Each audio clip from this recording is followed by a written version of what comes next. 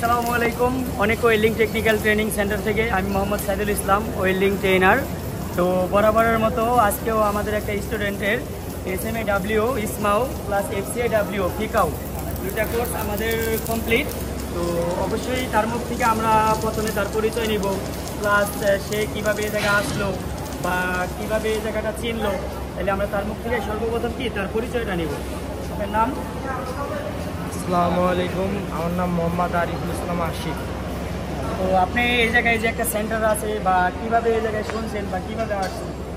আমি ইউটিউব দেখছি, অনেক ওয়েল্ডিং ট্রেনিং সেন্টার দেখছি। দেখার পর আমার কাছে অনেক টেকনিক্যাল ট্রেনিং সেন্টার ভালো লাগছে, পরিবেশ ভালো আছে, এখানে কাজ ভালো, মোটামুটি ভালো শেখায়। এই কারণে আমি এখানে একটি যোগাযোগ করে ভর্তি। মূলত আপনি ইউটিউব ভিডিও দেখার পরে কল করছেন স্যারদের কাছে, তারপরে কন্ট্যাক্ট করে আসছেন, তাই তো? তো SMAW কি আপনি ফুল কোর্স কমপ্লিট করছেন? হ্যাঁ, ফুল কোর্স কমপ্লিট করছি। মানে SMAW এটার মিনিং কি আমরা বলতে পারি যে বা জানি? হ্যাঁ, শিল্ডেড মেটাল আরকে ওয়েল্ডিং।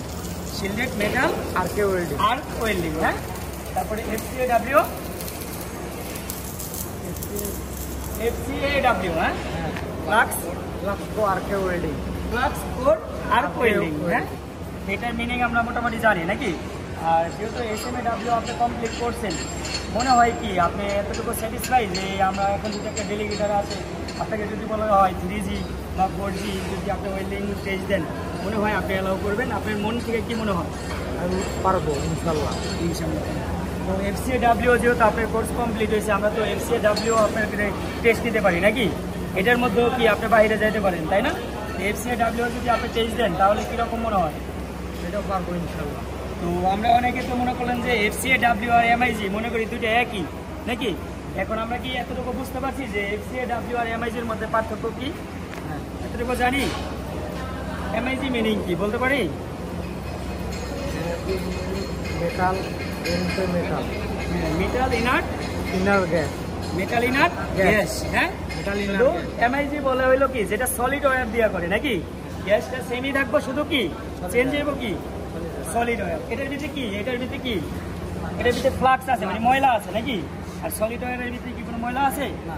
যখন সলিড ওয়্যার দিয়ে আমরা ওয়েল্ডিং করবো তখন ওটার নাম হবে কি MIG। আর যখন আমরা এই যে ফ্লাক্স, ভিতরে যে ফ্লাক্স আছে এটাতে যখন ওয়েল্ডিং করবো এই ওয়্যারটা, তখন নাম হইব কি ফ্লাক্স কোর আর্ক ওয়েল্ডিং নাকি?